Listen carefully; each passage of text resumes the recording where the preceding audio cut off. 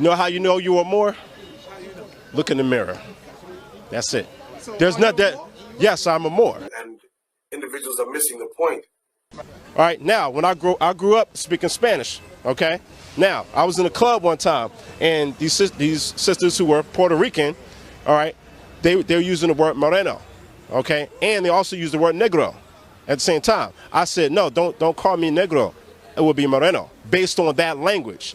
But again, if I'm using Latin base, if I want to give a person respect or something like that, that's darker skin, you would say moreno. But if you want to insult them, you would say negro, okay? But if you want to insult them, you would say negro, okay? If I want to give a person respect or something like that, that's darker skin, you would say moreno. Who are you? You don't know. Don't tell me Negro, that's nothing. What were you before the white man named you a Negro? And where were you? And what did you have? What was yours? What language did you speak then? What was your name? It couldn't have been Smith or Jones or Bunch or Powell. That wasn't your name. They don't have those kind of names where you and I came from. No, what was your name? And why don't you now know what your name was then? Where did it go? Where did you lose it? Who took it? And how did he take it? What tongue did you speak? How did the man take your tongue? Where is your history? How did the man wipe out your history? What did the man do to make you as dumb as you are right now? Let us say this. If you ask the average child in elementary school today, and particularly even a few generations back, how did your family become known as Smith? They will tell you.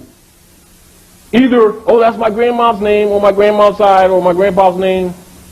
And you ask them, well, where did they get it from? Oh, they got that from the slave master, which means they're not ignorant, which means they knew the truth. They did nothing to correct it, did they? That's a contract. It's called acquiescence.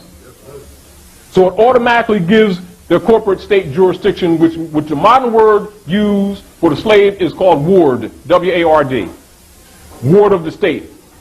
And state, not the land, state the corporation. Then you have boards of governors that govern all the states in the commonwealths.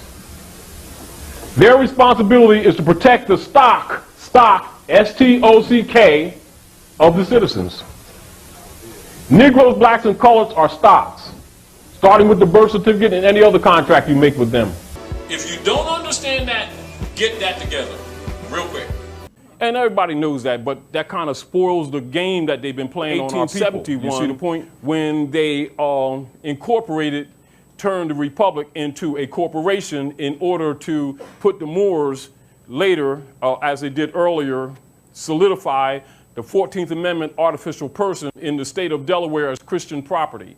This is why such persons is called Negroes, black, and coloreds, and whatever they call themselves this week, can't vote with them names that don't belong to them, except that the overseer, or what you call the CEO, through the Senate, agrees that their cattle can vote as 3/5 persons because they have no name and nationality.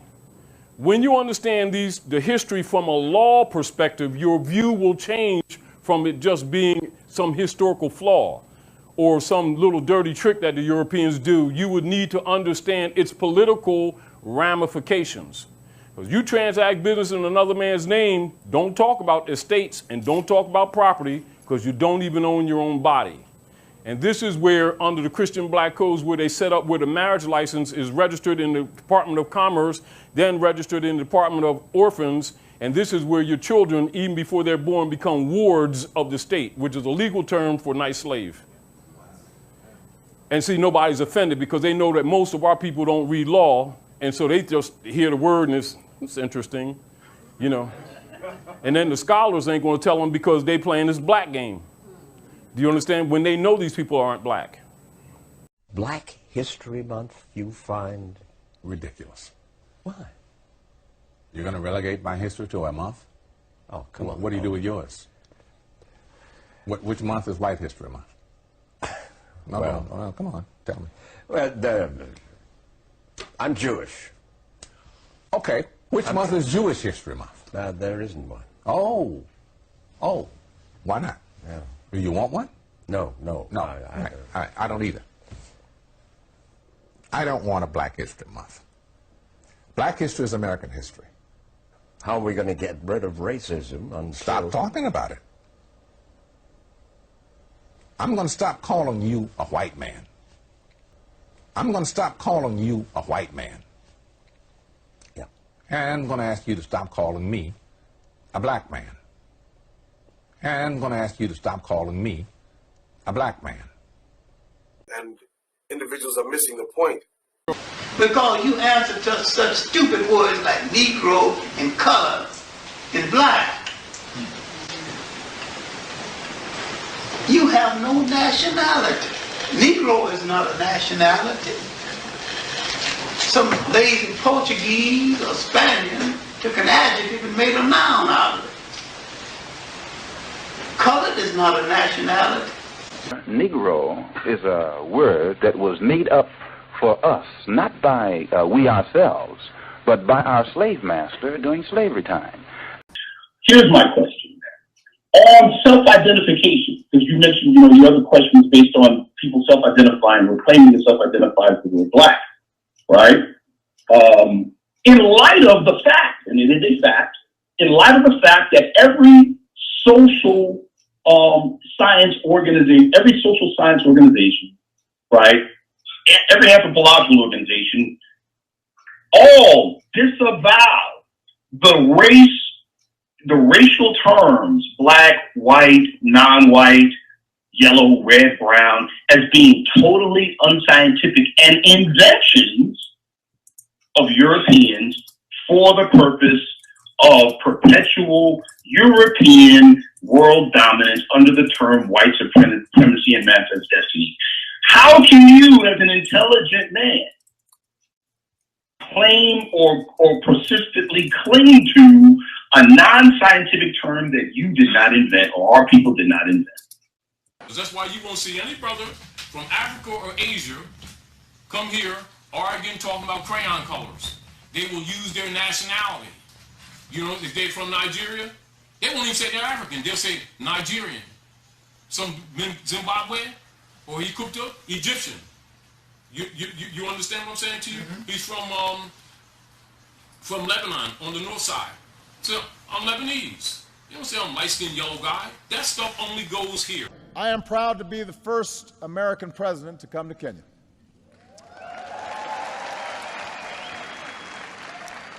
And of course, I'm the first Kenyan American to be president of the United States.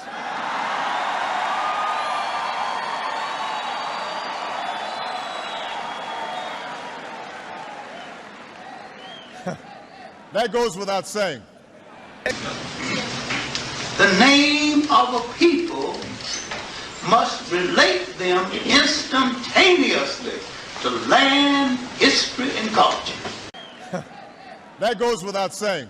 Anytime you call a people, name a people, and fail to relate them back to land, history, and culture, you have called them out of their name. Now, people of India, you have people in India who are darker than people in Africa. Yes. They're not called Negroes.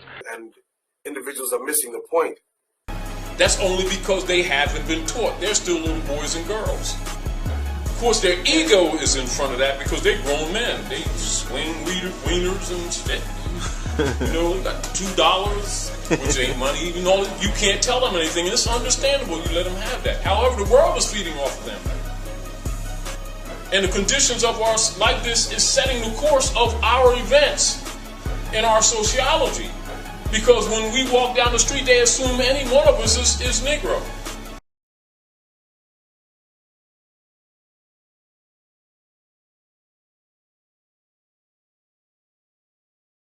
Because they want you to think it's an identity. Color means actually artificial person, means a fake. Singular as distinguished from that which is real. So they need promoters to make you think it's real, to take you out of the human family. Now you come under the black codes. This is where your abuses come from legally. Because it's an agreement.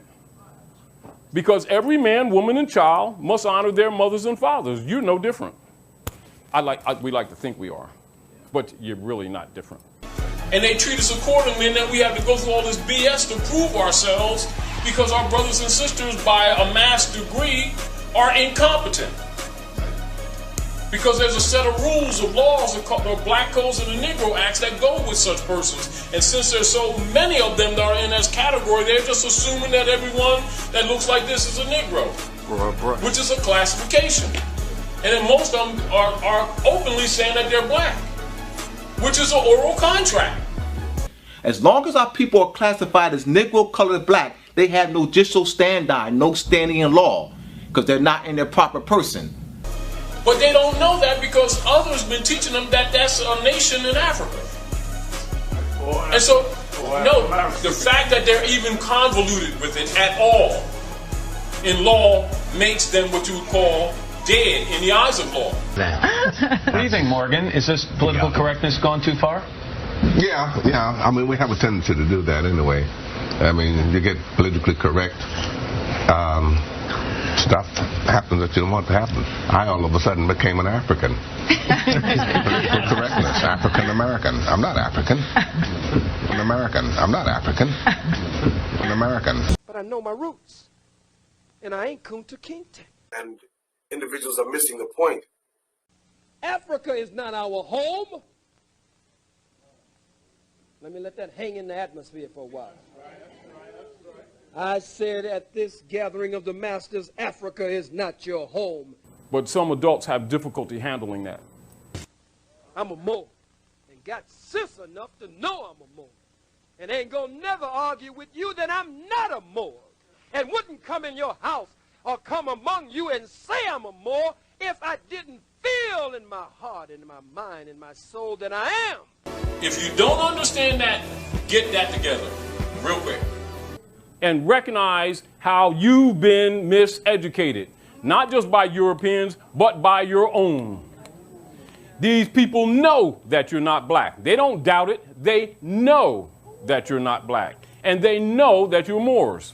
And individuals are missing the point. Because the laws that govern humanity come from nations. It doesn't come from a box of crayons. So how do you argue with a man who thinks that crayons is how people are identified, and then another man knows his nations, and then he's sitting there debating with him what black people are and all this stuff and trying to defend it? For you to stand there, even arguing with him, indicates that you got two donkeys. No, in law. However, that's your brother and you love him. You don't want him to go through that, but he want to fight you because you won't call him black. Okay. By phenotype, are you a Moor by phenotype? No. Because a Moor doesn't exist. It's a European word. Okay. I am not going Are you to black? play. I am a person. Black is a culture. Okay. So black comes out of English. The word itself, we're getting it from English, right? In fact, you know what? How about, we're not, okay, how about this? Because I don't want to argue with, y'all my elders, okay? We're on the same page. He thinks that you're attacking him when actually you're attacking the brand that the Europeans used to steal his birthright. Meanwhile, he's talking about power that he don't have. It's an oxymoron.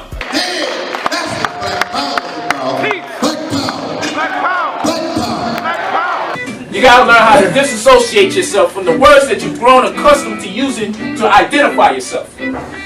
Human beings aren't crayons, but some adults have difficulty handling that. Because you answer to such stupid words like Negro and color and black. You have no nationality. You gotta do something out black. That means you're dead. Legally.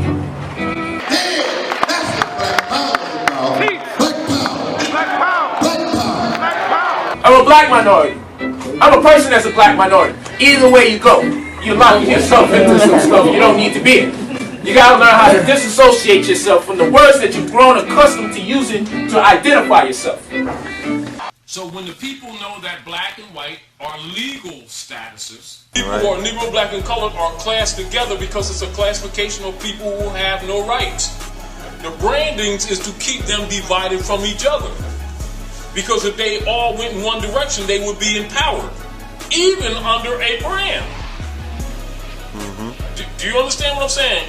Although there would be certain limited international rights, they would have power even if they all agreed to the same brand. But they don't even know it's a brand. And they don't know that the brand disallows them to inherit anything. Because you transact business in another man's name, don't talk about estates and don't talk about property because you don't even own your own body. I could take you right into law book and prove it to you. But our people don't deal with law books because that's the white man's stuff. That's your stuff. And Europeans ruling you with your own stuff because you've abandoned it. Our mothers and fathers are the founders of civilization. And we are the direct descendants of Asiatic Africans who are descendants of them, and you give our people civilization information and they start talking about that's somebody's belief, that's that white man stuff, and then dismiss it. And then they're back in the nigger suit. Then they want to complain. You understand? The Europeans ruling you with your own stuff. And as soon as you understand that you're the white man, he's the black man, and he traded places with you, and that their legal statuses,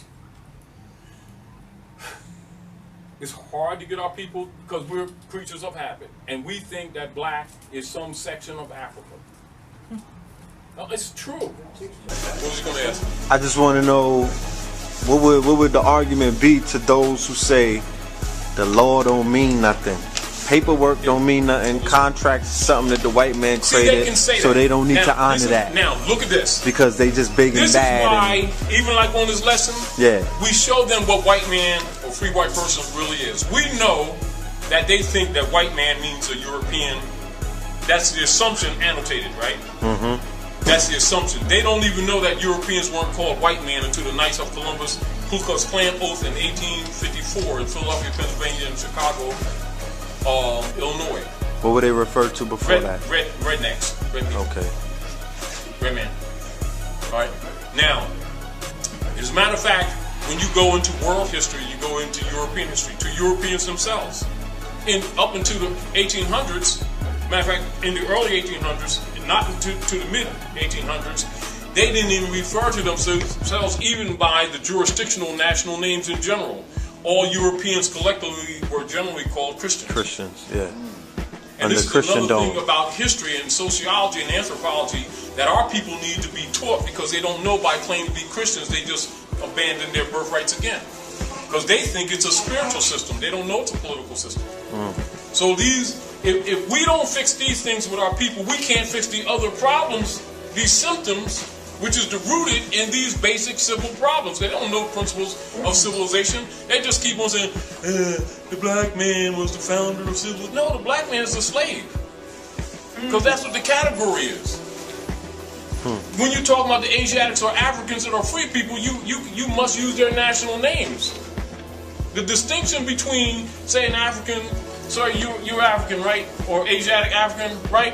And if she's not a slave, then if I ask her political allegiance, she's going to give me her constitution of her nation, she's going to name her nation, and she's going to give me a name that is a pedigree trace or a noble title. And she say black, she's just category, already know that she has no nation. And there ain't no law to protect her. She just confessed it herself. Our people don't know that because somebody told them that human beings are crayons and they believed it. And the rest of them think Santa Claus is real. And bunny rabbits lay chicken eggs on Easter. You don't debate with them and you don't try to argue with them. You try to explain if they'll listen. But if they don't, you leave them alone because you can't help them. And there's no need to tell them anything else to law or rights or inheritances because it don't apply to them. Overseer scholars get this black-white paradigm from. That's totally fictitious. It's for servitude. Are we clear? For instance, like when our people agree to be black people, they come under the Christian black codes that were set up in 1868 when they closed the Freedmen's Bureau. That's an agreement, and those codes apply. That's where your abuse comes from, because there's no such people. It's a code system for Christian property. And individuals are missing the point. Do you understand it? Then you understand why they incorporated you as a being. And it doesn't make corporation itself bad. It means understand what corporation is, and understand when someone creates a corporation and tries to pull you into that jurisdiction, whether or not you belong there or if you agreed to it, i.e. whether you challenge that jurisdiction that they created. And what they did, they created Negro, black, and colored, a set of Christian black codes from the church that set up a system in governance that dealt with the movement of these living beings, which is called chattel property, in a bureaucratic manner under wardship status, wards of the state, as stock being held by the European families with these Asiatics who bear their name, which indicates them as property. And all certifications, certificates, etc., relative to those matters, liens are filed against it by the Europeans, and therefore they can smile on your face and you never know they own you. And then when you get bad treatment, they give you an argument, and that argument is called racism, prejudice, and stuff, and you arguing that, and they really stole your birthright. And individuals are missing the point. Let's start with the term Moor, okay? I do not want the people to view Moor as some religion, as something that they have, you know, that you have, that it's a religious order that black people belong to. No, Moor is the name of your national origin, your national descent. Moor does not mean Muslim. My study of Moor tells me that there were Moors who were Christians.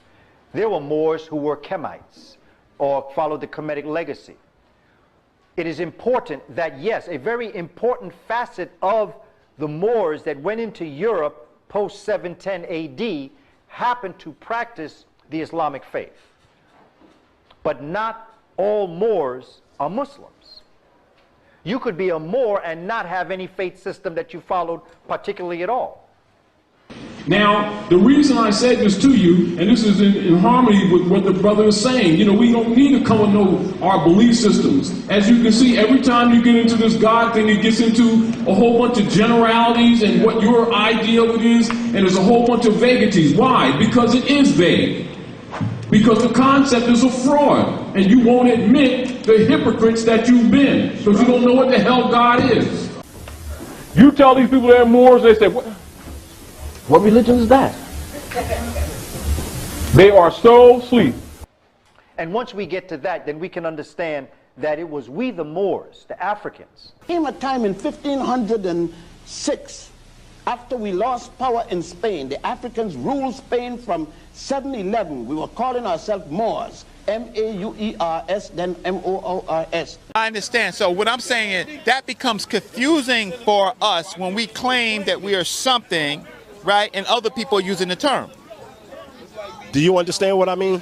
I understand completely with what you're saying. Okay. By phenotype, are you a Moor by phenotype? No, because a Moor doesn't exist. It's a European word. Okay. I am not going to play. I am a person black.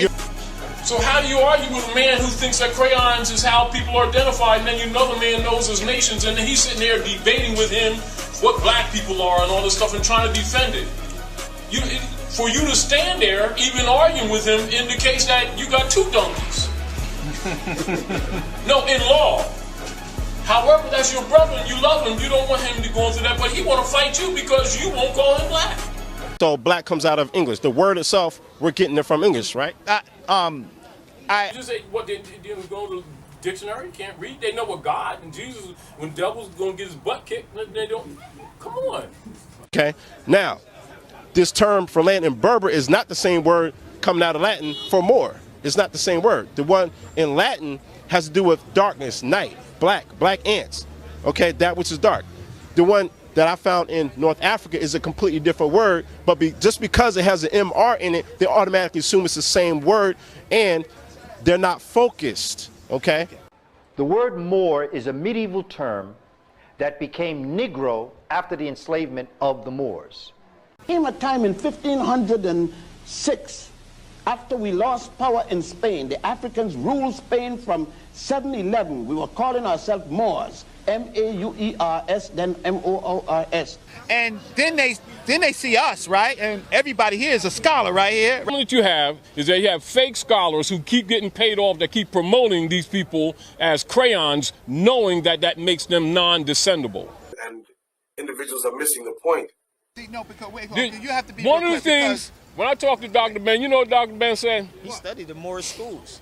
Dr. Ben, when he talked about, you know, his travels, that he had, the difficulties he had growing up, getting his education, he said, with all the struggles he'd been through, he never really got his solid and grounded education until he went to the Moorish universities in Spain. Came a time in 1506, After we lost power in Spain, the Africans ruled Spain from 711. We were calling ourselves Moors, M-A-U-E-R-S, then M-O-O-R-S. Point is, it's interesting. Any scholar, Because you take a quote from Dr. Ben, no, right? That's just a quote. That's not a foundation. But do you understand what you're doing to the listening audience when you do stuff like that? Yeah, I'm informing them. Right, you're informing them, but you're also directing the conversation. You're creating a bias. Exactly. Because we also know Dr. Ben, and many of us studied with Dr. Ben, and he said many more things. Yes. We'll say that he went to those schools, but when he went to those schools, they weren't under no Moorish nationality. Hold up. They wasn't that. They was in Spain. That's not what I said. Okay. That's not what I said. Take the wax out your ears. Take the wax out your ears. And individuals are missing the point. Dr. Joseph Ben Yakiman, who was educated in Brazil, the Virgin Islands, Puerto Rico. He received his doctorate in cultural anthropology in Cuba and a second doctorate in Moorish history in Spain, in addition to a law degree. But some adults have difficulty handling that. And a second doctorate in Moorish history in Spain, in addition to a law degree. He is also an architect. His vocations have been as varied as his academic experiences. For example, he practiced law. But some adults have difficulty handling that. And the next voice you will hear is that of the notable Dr. Joseph A. Ben Yakiman. Please stand.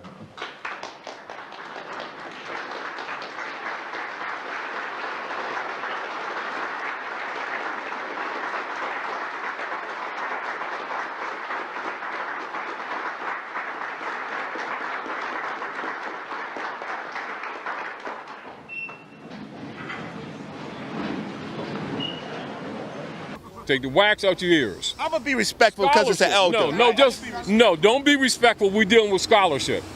See, my issue is this. I could take an ordinary dictionary. This is the point. Take an ordinary dictionary, a child's dictionary, any unabridged dictionary, from any one of these tables, right? Any one of these tables, and take you to a dictionary and take a child to a dictionary, give them basic grammar from 3rd grade, and show anybody that they're Moors. Right? In the dictionary, and it says a compound word. We know children. Let's go back to children's lessons. What's a compound word? The word to put together. Oh, go ahead, girl. Oh, serious? Let me get myself together. A compound word is 2 or more words put together to make another word, right? So it has right here in the dictionary, black Moor. Then it has the part of speech right under it. Next to it says noun. And it says a black person, man or woman, Negro. Then it has in italics, black in small case, plus, then it got Moor capitalized. There's identity right there in the dictionary. So now it separates the adjective from the noun. You see that? See, black or Moor. Any dark-skinned person, especially an African Negro, earlier black, small case, then Moor, and see how the black is all case, which means a straw, and is separated from Moor, which is a capital letter. There's the identification of these people who think they're black, right in the dictionary. See that? Mm-hmm. Spell it. M-O-O-R. All right. See how simple it is to educate children? And individuals are missing the point. That's only because they haven't been taught. They're still little boys and girls. Of course, their ego is in front of that because they're grown men. They swing wieners and shit. You know? So welcome to class, Moors. All right? Are we clear? It's in the dictionary, isn't it? It doesn't even take a scholar, does it? It just takes somebody to read it, doesn't it? It was never really hidden. You tell these people they're Moors, they say, what religion is that? They are so asleep. The sorcerers did a good job. Human beings aren't crayons, but some adults have difficulty handling that. The scholars will turn around and act like they don't know nothing about the Moors. Or debating that our people aren't Moors. Plausible when deniability. all of the history indicates that's who they are.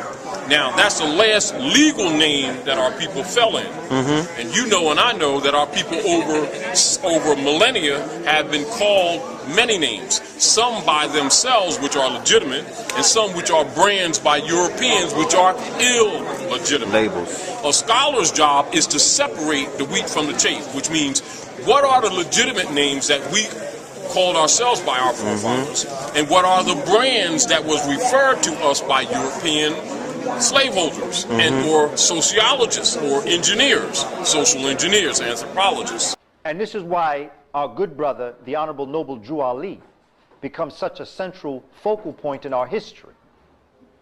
Because it was he, according to history, that had a very strong impact on another brother that brought forward another revolution, and his name was the Honorable Elijah Muhammad. Because the Honorable Elijah Muhammad was a student of the Honorable Noble Drew Ali. Elijah Muhammad came to New York after I had accepted Islam. Brother Malcolm was alive at that time and his New York minister. The first, it was October 1956. I'm sorry, 55. Elijah Muhammad spoke on two men who were the forerunners to him. Noble Drew Ali was number one, and Marcus Garvey was number two. He said to us that was the first big speech outside of a temple that I heard Elijah Muhammad speak.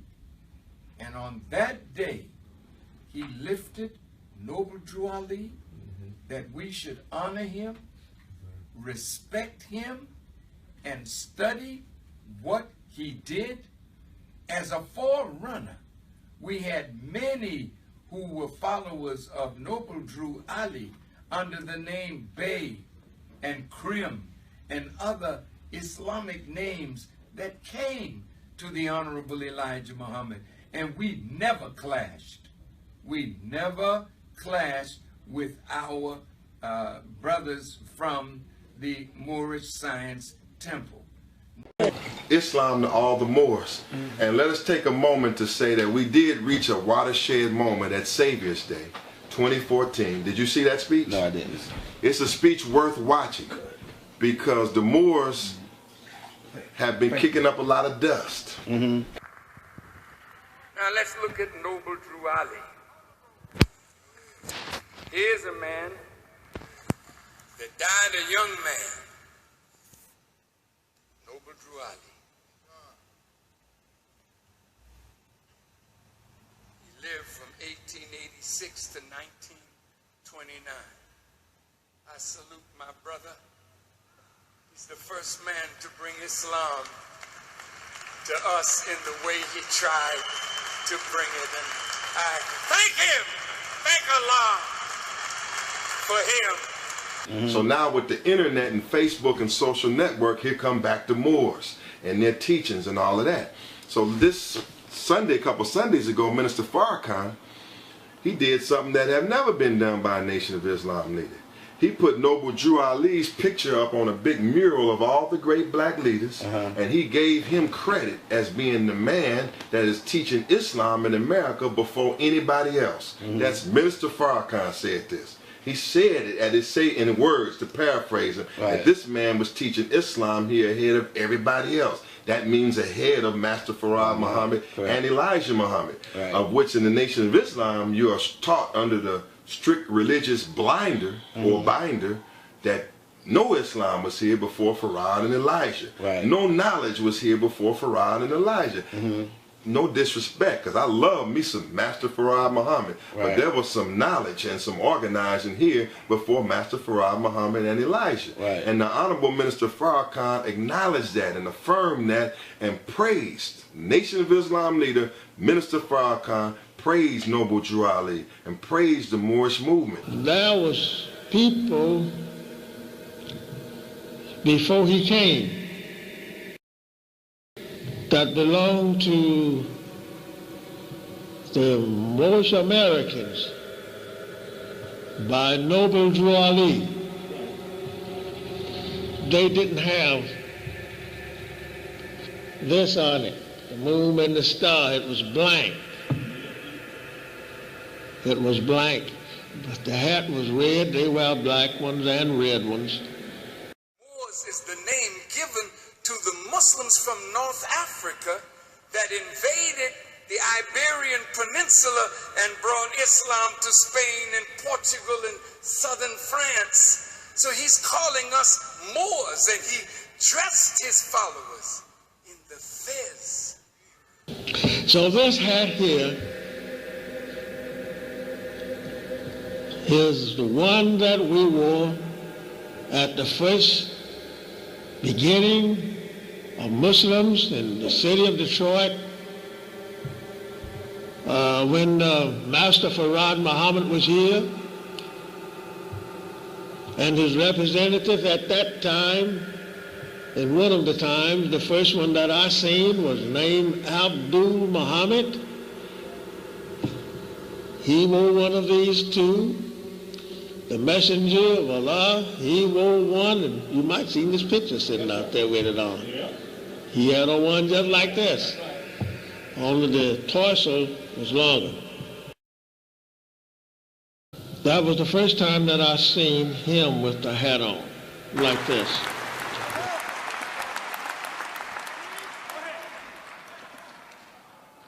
The fez that the Shriners wear is the fez of the Moors. And the tassel on its top is tied down. It was not allowed to swing a full 360 degrees because they only had 33. I'm going to give you some hints. Some you might see don't have a tassel on it, right? What is the meaning of the tassel? What is the meaning of it? Hanging down. Well, I tell you, it means the same thing that it means when you are graduating from school. That means knowledge. This here means knowledge. Same as school, when you graduate from school. I don't know if the devil ever told a lot of our people, so many black people now is graduating, they don't tell them everything, you know, they just let them get on out of here. Yeah, you all right, you hear your diploma. And then when you come out, say, what nationality are you? Oh, I'm a nigger, I'm a Negro, I'm Afro-American. You still dumb as hell. Excuse the expression, but that's true, you know. Most Negroes actually today who come out of college, graduate from college with a diploma, and still don't realize that they're walking around here with their slave master's name.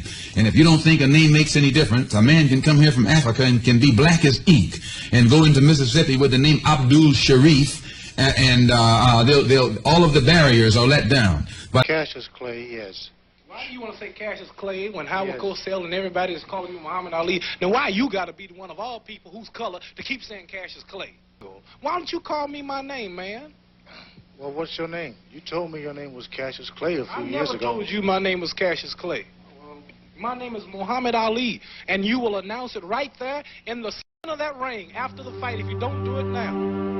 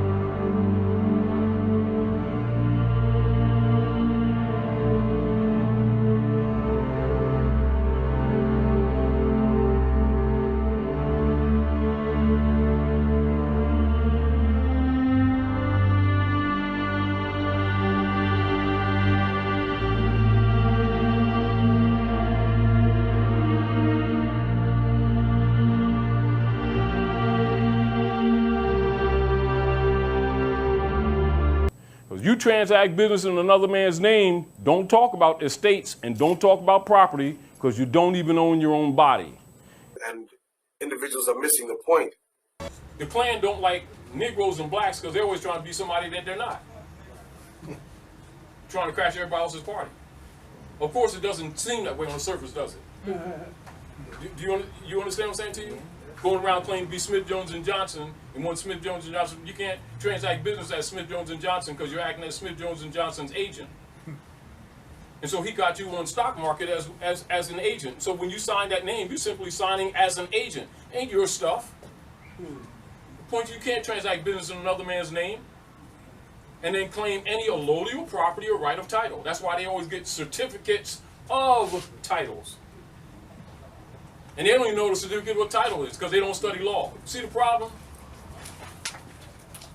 You know, and so all these things which the Europeans have been using to take advantage of our people because they don't study and it doesn't fit their beliefs. And here we go.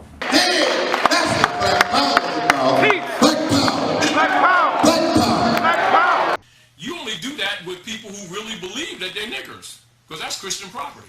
Chattel is French for cattle. And persons who have no nationalities are listed as wards of the state. They're listed under chattel law. And they're under occupation. So what happens in law if you're too proud or too arrogant to address that? And then think you're going to address these people's problem? Because you don't want to talk about what's really going on. Because it sounds better to talk about racism. So in law, what really happens?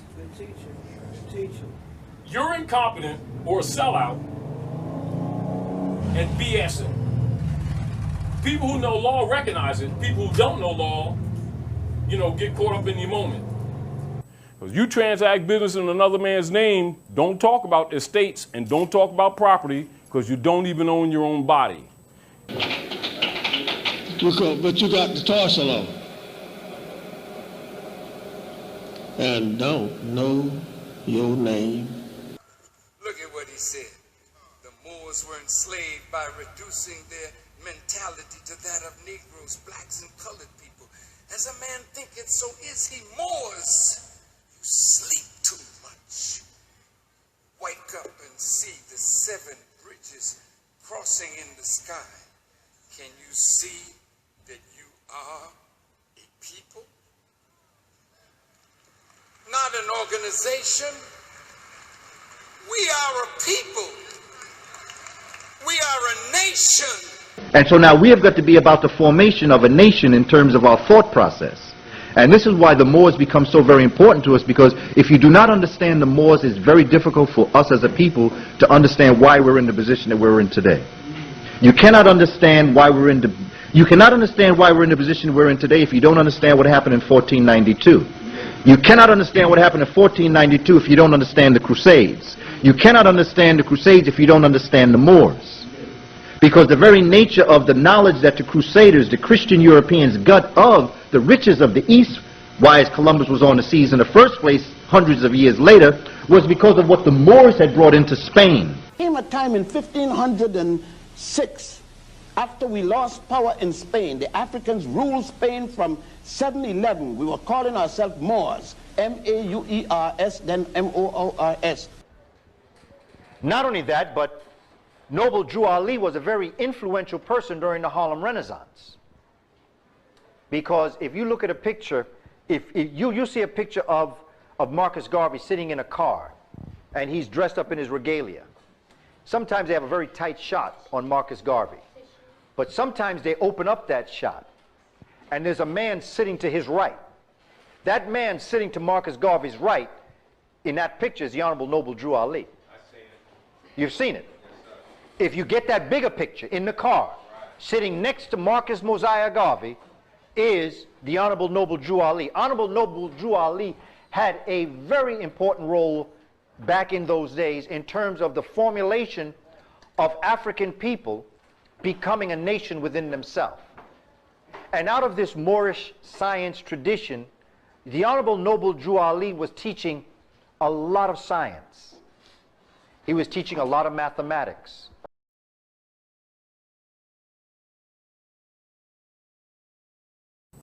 The Moorish Divine National Movement in some ways is a reenactment of the Freedmen's Bureau that was closed in 1870, which was supposed to be a reacclamation of your birthright, giving you back your names, your religion, your principles, and bringing you back into the constitutional fold. And what did the politicians do? They robbed the money and closed it. That's how they enslaved you. You've been gamed. And you've been gamed by your own people who sold out, even in this movement. So you need to understand the principles. Remember this. Do not go by, oh, you like this guy, you like that woman, oh, they sound good, oh, they dress nice, I like the way they talk. Bull. Principles is what you operate on. That's how you tell who's who. Because the principles are based in fundamental truths that don't change or pass away. Measure them by the truth. Okay, now does anybody understand that? Yeah. Okay, now I've been hearing this for years, and I study all kind of law, and I ain't understood it yet. I love let me tell you this, as Allah is my witness, Islam to all the Moors. I have nothing but respect for Prophet Noble Drew Ali. But he did not teach what these Moors is out here teaching today. They have come up with some whole new teaching. Deal. When you're talking jurisprudence, they'll tell you law. It ain't law, it's jurisprudence. When you measure it, and you measure anyone dealing in government, measure them by the Constitution. Don't measure them by a party. Don't measure them by what they say. Only if what they say harmonize with their limited delegated authority that we gave to them to govern your affairs. They're servants. But what they've done is made you the servant. That's the corruption. Do you understand that? You are operating conceptually that this is supposed to be this way because this is government, you know, and you got paper.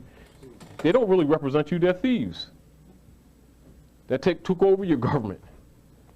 And then, as an example, you see the Constitution says, Article 4, Section 4 guarantees for every state in this union a Republican form of government. And then you turn around and you tell your children this is a democracy because the politician told you that. And you don't even challenge it even in your own mind. That's slavery. And it's a pact you just made with them. And so you've agreed to a fraudulent jurisdiction that they created. And then it makes it legal because you agree. But some adults have difficulty handling that. Okay, now does anybody understand that? Yeah. Okay, now I've been hearing this for years, and I study all kind of law, and I ain't understood it yet. You need to pay attention to their obligation. The Constitution is their obligation. That's not some instrument that, oh, you know, it's interesting if you all know something about it, and if you don't, oh, it's not important. Why do you think politicians don't teach Constitution to children in schools? Because that's the document that gives them the authority to do everything that they're doing. Without the Constitution, there is no government. Once you understand that, you understand where you need to be to protect your Moorish birthright. And the Moorish birthright is to protect the Constitution and to enforce the Constitution. The abuses that you've been getting is because that document has not been enforced. It has not been enforced because you ain't been in your proper person. Y'all been busy being colored people.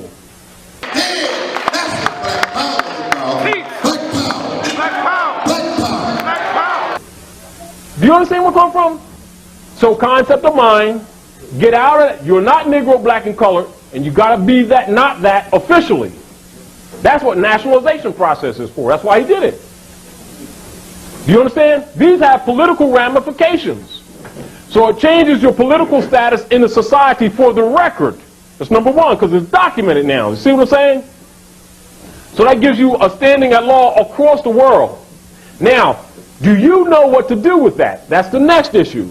Do you know how to proceed with that? Those are the parts of the information that was suppressed by the subversives, COINTELPRO, etc., that was inverted into this movement with the FBI, CIA, etc., which is really the OSS, to subvert this movement. Having the people think it's a religious movement when actually it's a movement to bring people back into the constitutional fold of government and to enforce that constitution for the protection of all the peoples. But he knew that they could not be protected as Negro, black, and colored because that's a category of a caste system. It's not human. It is not human. Does not pertain to humanity. It is outside of the human family, therefore outside the law, therefore outlaws. That's the black power. because they want you to think it's an identity. Color means actually artificial person, means a fake, simulacrum, as distinguished from that which is real. So they need promoters to make you think it's real, to take you out of the human family. Now you come under the black codes. This is where your abuses come from legally, because it's an agreement. Because every man, woman, and child must honor their mothers and fathers. You're no different. We like to think we are, but you're really not different.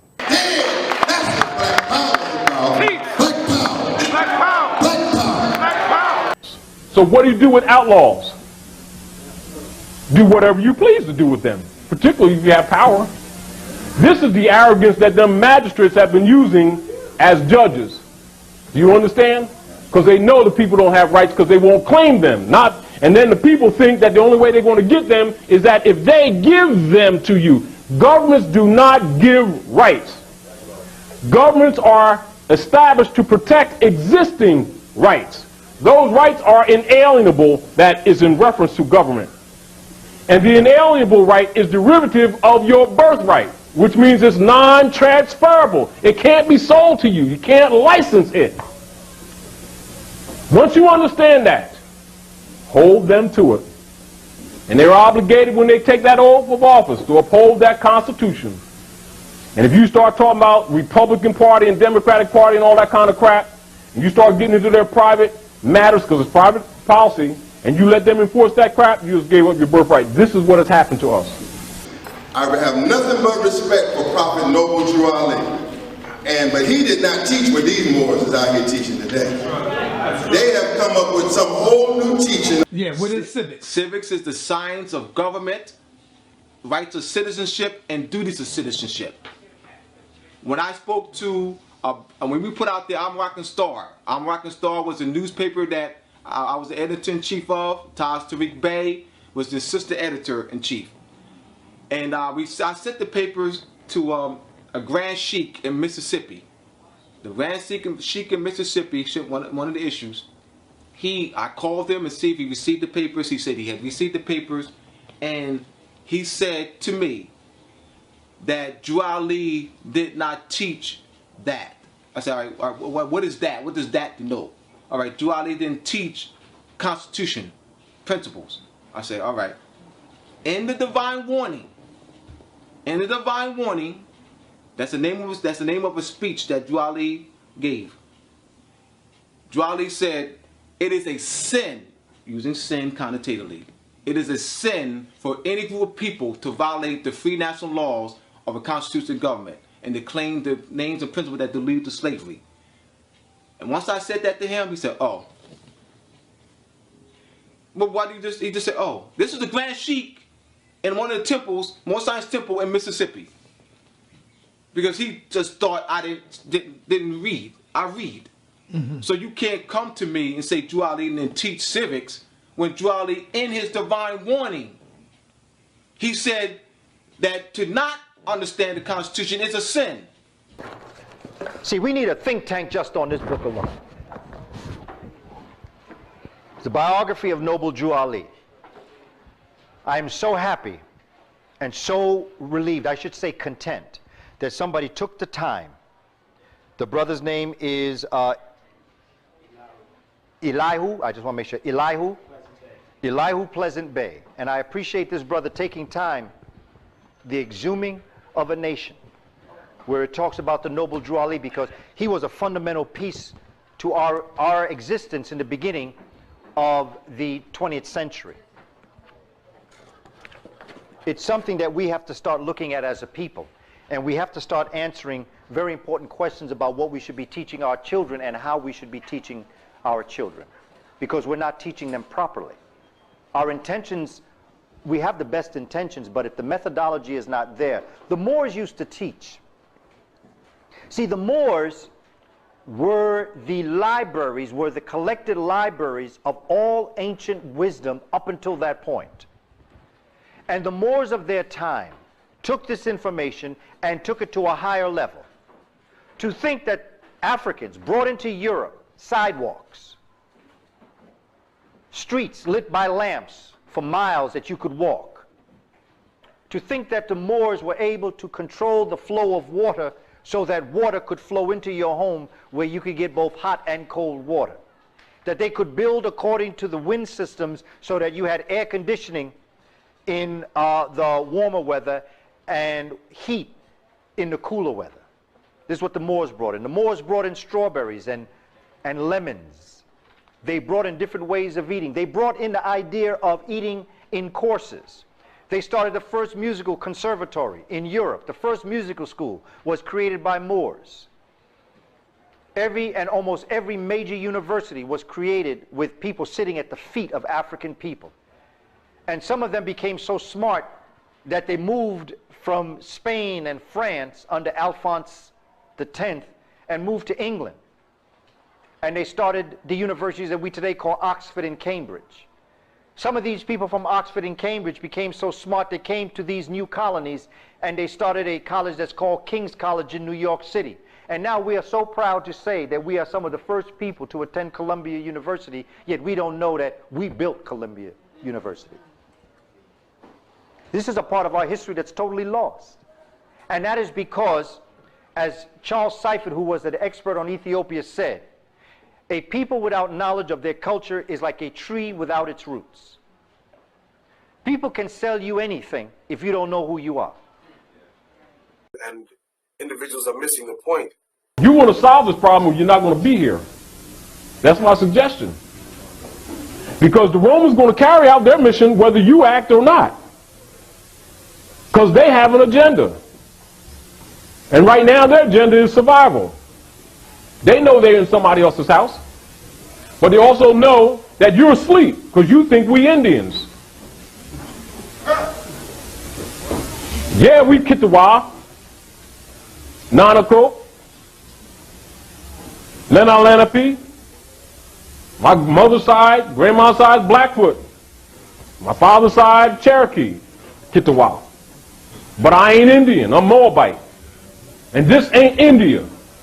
India's in Asia, and I'm not confused. And Santa Claus ain't real either. And bunny rabbits don't lay chicken eggs. However, you know and I know that our people spend billions of dollars a year on their fiction because it makes them feel good, and they sell their babies out by the day. If you look up the word black, first you put a time in it, and then you go to ME, and then you look at Middle English, and that means what? You're dealing with 1100s, 15s in that area? So already the scholar knows that black is not ancient. It doesn't even go past the 1100s. So when they're talking about the ancient black gods of Egypt, scholars know they're lying. But believers don't know better because they got the mentalities of boys and girls.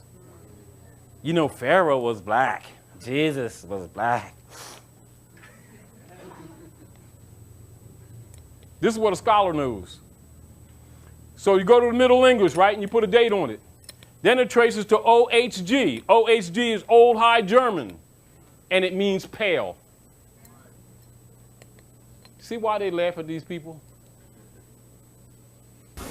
And if a prophet comes to rescue them, they'll help the Romans assassinate him and then talk about how great he was and line his picture up from Yahshua that they call Jesus, lie on him, right on up to Il Malik, that they refuse to call Il Malik to say Malcolm X. Anybody who comes to rescue them, they will sell them out. Because they like to paint pictures. They like to talk about how great they was. The Harriet Tubmans, Ida B. Wells, all the rest of them. They sell them out left and right. Because they don't love their own. They're the greatest hypocrites on the planet. I suggest to you, if you're standing here, and you just happen to be standing on your porch with your little kitty cat in your arm, and confusion starts across the street, right? Because some cops or someone used color law and beat up somebody who's branded Negro, right? And sick their dog on them. The dog bites them all up and all this stuff, right? Because me and these the brothers that jumped his own brothers last week, whatever. I suggest that you take your cat in the house immediately so they don't see you. Don't worry about what they're doing to him. Because they will not come and get that dog.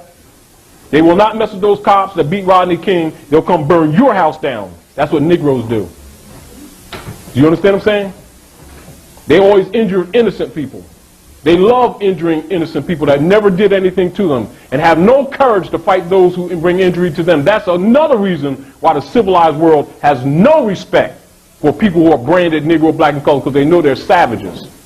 But they also know they're not going to say it to you to your face because you're going to might burn their stuff down. But they will set up shop and make a living off you because you give up your birthright easily. And then going to tell them what Jesus wants. And then put them up in the grand houses that you build as a Roman, as a European, when you know he had dreadlocks. Moabite, Canaanite blood. Look just like you and me. As a former attorney, one of the things I've come to realize is there are Moorish American city officials, Moorish American law enforcement officers, Moorish Americans who fight and serve this country. One of the things we looked at last year was the amount of documentation that were filed in the courts or posted online, most of which had nothing to do with the MST of A. There has been some attempts made by the mainstream media and journalists alike to link the MST of A with the sovereign citizens movement. Moorish Americans are not sovereign citizens. We had a Moorish American who was detained for doing nothing more than giving his religious title and ID.